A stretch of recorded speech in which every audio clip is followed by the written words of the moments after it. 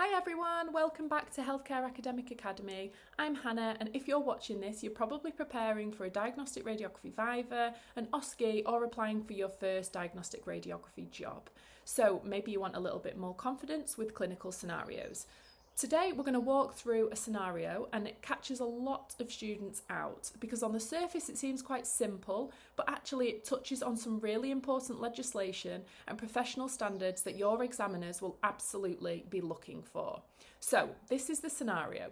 You are midway through positioning a 45-year-old male patient for a lumbar spine series. He suddenly says, "I'm not sure I actually want this done. My GP just told me I had to come." He appears anxious and confused about why he is there. So what do you do? So we're going to walk through this scenario using the radar framework, and I'll show you exactly how to structure your answer so that it sounds confident, professional, and most importantly, correct. So let's go. So if you've been following me for a while, you'll know that radar is the framework I use with all of my students for clinical scenario questions. And it stands for recognise, assess, decide, act safely, and reflect. It gives your answer structure, it stops you from panicking and jumping ahead, and it signals to the examiner that you think like a professional. So let's apply it here. The first thing we do is recognise. So what is actually happening here? So what we have is a patient who is mid-examination and has just expressed doubt about whether he wants to continue. He's telling us he doesn't fully understand why he's here and he appears anxious. Now, this might feel like a small thing in the moment, but actually what the patient has just done is raise a question about his consent. And the moment that happens, everything stops. So under IRMA 2017, the ionising radiation medical exposure regulations, every patient must give valid consent before an exposure takes place. And crucially, that consent can be withdrawn at any point, including mid-examination. This is not a grey area, this is legislation. So at the recognise stage, I'm identifying three things. 1, the patient has expressed uncertainty about the examination. 2, there is a potential consent issue that must be addressed before I do anything else. And 3, the patient appears anxious and confused, which means I need to respond calmly and without making him feel pressured. Now we assess the situation. I need to understand what is actually going on here. So the patient has said his GP told him that he had to come. That's a really important phrase because it suggests he may not have been given proper explanation of why his examination is being requested or what it involves. He hasn't been consented in any meaningful sense. He's just been told to turn up. So under the HCPC, Standards of Conduct, Performance and Ethics, specifically Standard 2, which covers communicating properly and effectively, I have a professional duty to make sure this patient understands what is happening and why. I cannot proceed if there is any doubt about whether he has made a free and informed decision. I also need to quickly assess his capacity. So under the Mental Capacity Act 2005, I must presume that he has capacity. He is an adult, he is communicating clearly, and there is nothing to suggest otherwise, which means his right to withdraw consent is absolute. If he says no, then this is the end of the examination. At this stage, I'm also thinking about what I know about the referral. So the GP is the referrer under IRMA. They are responsible for providing sufficient clinical information to justify this examination. But justification alone does not override the patient's right to consent or refuse. Those are two separate things. So what do I decide? I decide that I am going to stop positioning this patient immediately, calmly, without any drama, and I'm going to take the time to talk to him properly before we go any further. I am not going to proceed with the examination until I am confident that he understands what is happening, why it has been requested, and that he is making a free choice about whether to continue.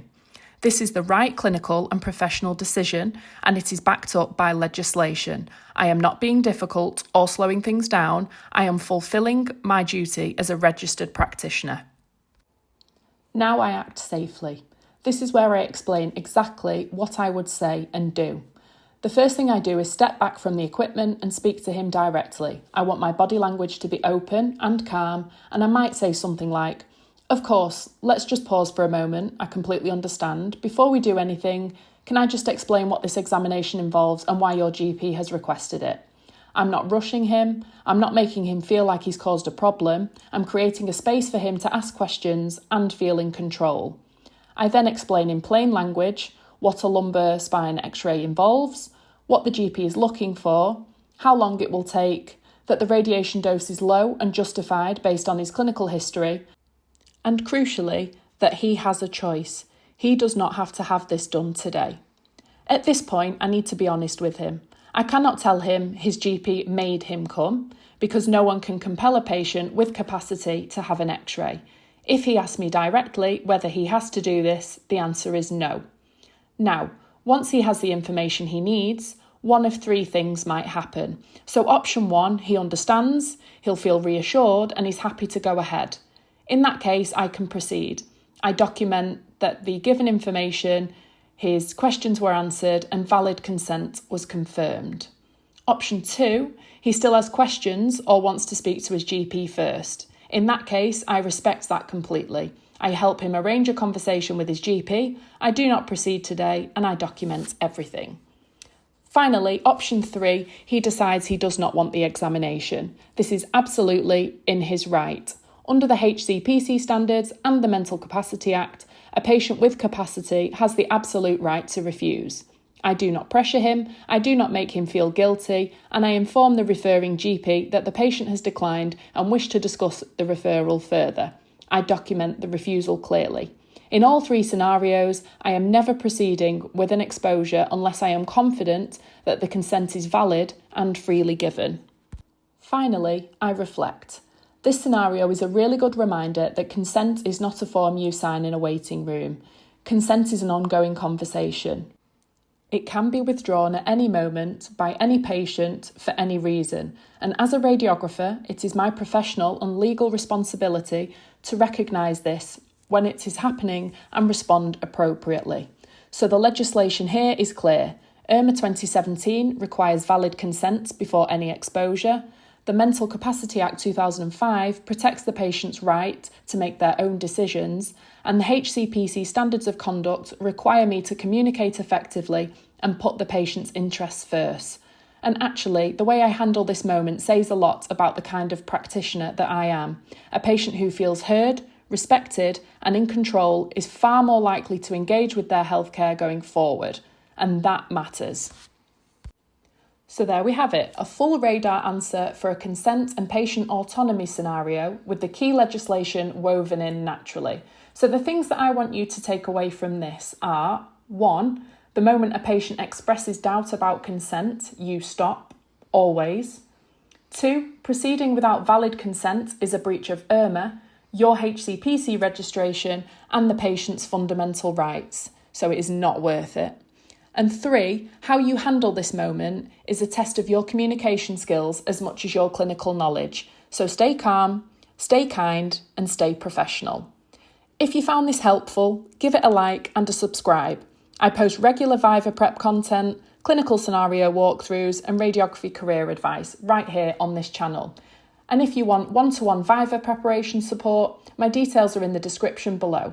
I work with students across the UK preparing for resits, OSCEs and university Vivas and applying for diagnostic radiography positions. And I'd love to help you if you feel ready. Good luck, you've got this, and I'll see you in the next one.